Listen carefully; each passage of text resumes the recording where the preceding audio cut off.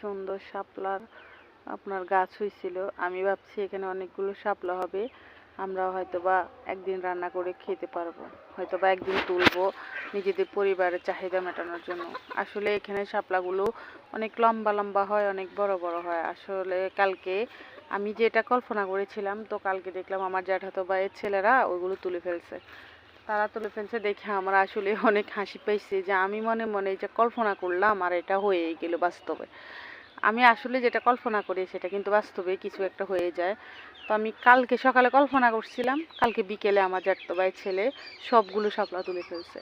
তো আজকেও ছোট ছোট অনেকগুলো দেখা যাচ্ছে। তো আমি আর কল্পনা করব না, কল্পনা করলে সেটা আসলে হয় না, কল্পনা আর করব না। দেখা যাক কি হয়। যদি ওই দিকেও অনেক শাপলা আছে, এদিকেও আছে, যদি দেখি হইছে তাহলে নিতে পারবো, আর না হলে তো নাই। হয়তো বা আজকে আমি বলছি কালকে অন্য কেউ নিয়ে যাবে, এরকমই। এরকম আপনাদের কার কার সাথে হয় জানাবেন কমেন্টে। আল্লাহ হাফেজ।